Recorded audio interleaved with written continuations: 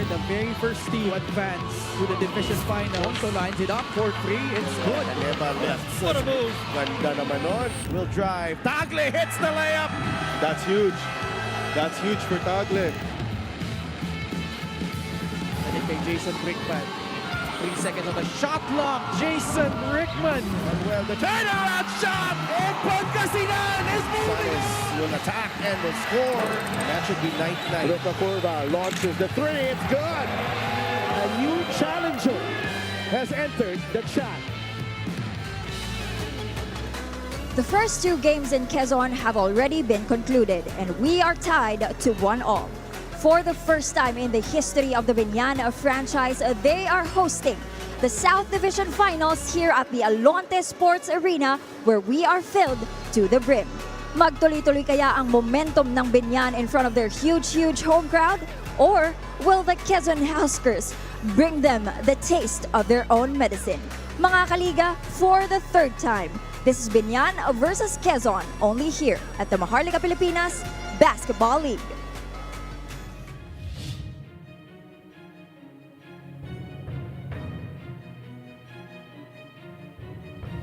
Jodel for 3.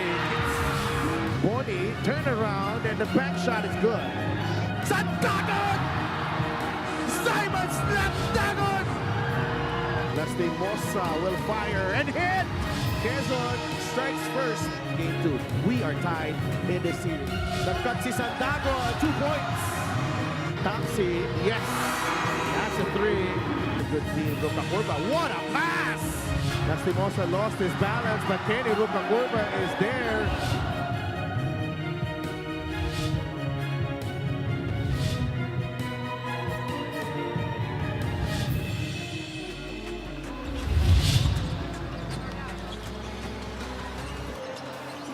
It's Game 3 of your South Division Finals, and we are finally at the Alonte Sports Arena, where the Biñan Tatak Gel will look to take advantage. Mike Maestre and the rest of the gang for Biñan. Mark Pingris, of course, they will be back in the comforts of home as they go for a 2-1 lead against LJ Gonzalez against the Quezon Huskers. We are jam-packed dito po sa Alonte Sports Arena. A lot of the fans have been here for a couple of hours already. They have lined up early. There's a bit of traffic going in, but for sure we are in for a spectacle as Jodel Fuentes and the Huskers look to bounce back after that narrow defeat in Game 2. Gusto nila makabawi. Carlo Lastimosa naman, ang hangad nila ay magtuloy-tuloy ang kanilang pagratsada dito sa ating Best of 5 series. It's Destined versus Defiant, and the Defiant will be enjoying home court tonight dito sa Biñan. This is Game 3 of your Best of 5 South Division Finals. Magandang gabi mga kaliga. Sa Love Tupas, kasama si Andre Dorendes, kasama din natin si Miss Andrea Andishon. Andre, what a moment for the Biñan franchise, bringing all these people together para i-cheer sila ngayong gabi. Ang ganda ng atmosphere natin dito sa Biñan. Yeah, I mean, talking about Biñan, who's in the South Division Finals for the first time, hosting a South Division Finals here at the Alonte Sports Arena for the first time. Kaya expected talaga natin na grabe magiging energy. I mean, we talked about, you talked about the traffic, you talked about how hard it is to get in this arena. So we're definitely in for a good game here, Sadaf. Yeah, it's going to be a spectacle. The best that the MPBL has to offer. Magandang gabi din sa mga nanonood sa atin live stream sa YouTube. Siyempre, we are live on Solar Sports and pusup.com. And before we break down Game 1 and 2 of your South Division Finals, balikan muna natin because may nanalo na sa North Division. May nag-champion na. And yun ang Abra Solid North Reavers. They are the 2025 North Division champions, and they swept the Pangasinan Heatwaves. They've been on quite a roll itong Abra. Oh my goodness, they are just incredible right now.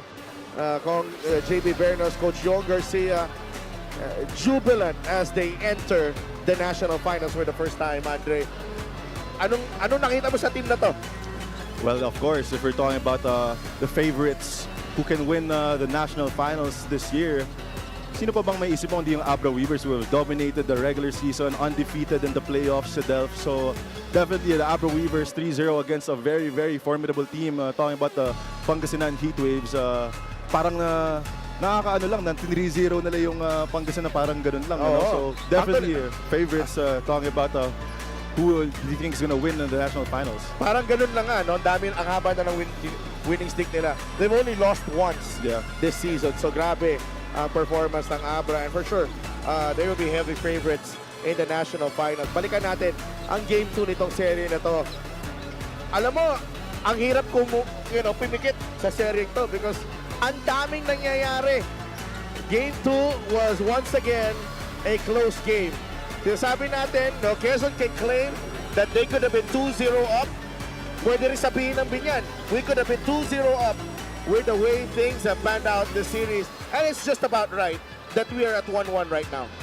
Oo, I mean, syempre in comparison to the North Division, makikita talaga natin na both Game 1 and Game 2 very close. Game 2, same story again. Talking about the major key statistical factors here, halos parehas. Pero what really stood out to me sa Delph, which gave Biñan ultimately the win, was their ability also to get to the free throw line. 19 out of 34 in comparison to only 19 attempts for the Quezon Huskers. Alongside also the rebounding and the bench points. Talagang makikita natin dito na Biñan was a whole team effort. What got them that win. They were sharing the ball really well. They were crashing the boards offensively and defensively. So that win definitely was a good one for Biñan. Well, remember the third quarter where Coach Boyan actually gave his second unit a chance, and yun pa yung gumawa para sa kanyang kumunan. No? Ang laking bagay nun because starters came in fresh in the fourth. You know, sila Pigris, Hamboy Raimundo, Carlo Lastimosa. You know, they were putting the finishing touches to that victory. So they had more than enough to close out that ball game. Although, eto Quezon, alam naman natin na hindi talaga, mag-give up too easily. And of course, one of the players who stood out in Game 2 was Judel Fuentes. And Judel, this was a Judel Fuentes type of performance again. Not as efficient as before, but 22 points, including 11 in the second period. Great game again for Judel, but not enough. I mean, especially here at the division finals, you need one more. It's not a one-man effort in order to get a win. So definitely a better scoring output in comparison to Game 1. But 22 points, 7 of 19, as you said, not really shooting that well from the field, taking a lot of shots to see Judel Fuentes. But definitely here today. I'm very excited to see what Judel has in store for us, especially coming from a loss na alam talaga natin na syempre mas hungry siya for that win. Yeah, of course. And Judel, of course, maaga si Judel dito. And, he gave us his thoughts on that Game 2.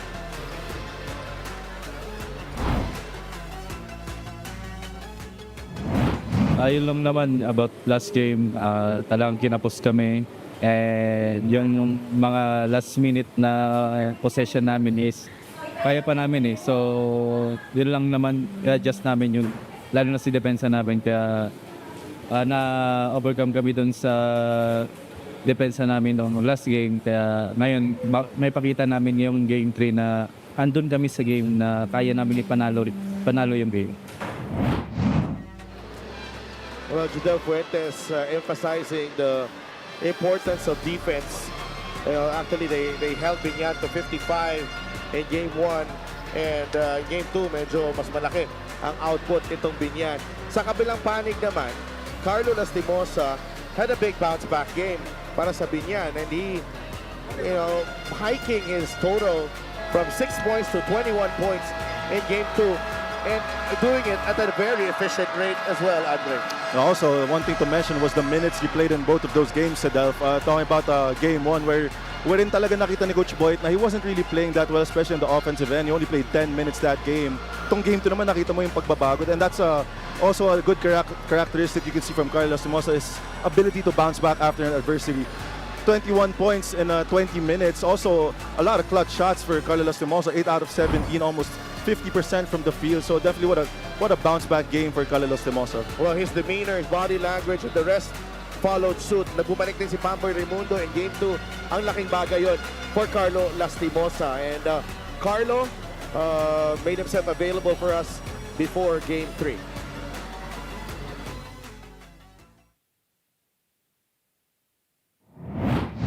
Siguro yung sense of urgency namin. So, inisip ko lang na kailangan ko talaga mag-produce para makatulong sa team. And kailangan talaga kami manalo dun sa Quezon kasi para may home court advantage kami ngayon sa game 3 and 4. So, yun, nag-ready lang kami sa scouting and sa offense and defense namin. So, maganda naman yung napakita namin as a team. And as sa personal ko naman, okay din naman. Playing with a sense of urgency was Biñan in Game 2. Will they sustain that here in Game 3 at home? Malalaman natin yan. Let's go to Richard Tapos for the starting lineups. It's Game 3 of Manny Pacquiao's MPBL Season 7 South Division Finals. With a series tied at 1 apiece, Quezon Huskers versus your Biñan Tatak Gel. Live on Solar Sports, pusup.com, and on YouTube channel. Let's find out who wants it more. Alonte Sports Arena, are you ready? Let's introduce first the starting five of the Quezon Huskers. Guard number 2, Judel Puentes. Also at guard number 13, LJ Gonzalez. Playing center number 22, Joseph Gabayni. Forward number 41, Joshua Yero. Also at forward number 77, the MPBL Season 2 MVP, Gab Banal. The head coach is Eric Gonzalez, assisted by Richie Tixon, Ed De La Torre, Luis Nolasco, Jonathan De Guzman, Nash Racela, Bernard Digia, and Councilor Jeric Teng. Team Manager, Attorney Don Capunan. Team Owners, Governor Doc Helen Tan, Congressman Mike Tan, and Mayor Ralph Lim. And now, for your Biñan Tatak Gel Beast Motorcycle Tire GameX. Small forward number 88, Kenny Roca Curva. The other forward number 31, Jamar Gipayan. Shooting guard number 22, Carlo Lastimosa. Point guard number 0, Pamboy Raimundo. Playing center number 15, Pinoy Sakuragi, Mark Pingris. Their head coach is Boyet Fernandez. Assistant coaches, Gino Manansala, Gino Manuel, Elias Arcabototan, and J.R. Manansala. LGU partner is Mayor Jel Alonte with Ruben Tan and Monching Talisayon. Team owner, Sajid Año Nuevo. Referees for this ball game are crew chief Alan Manzano. Quezon makes changes to its starting lineup.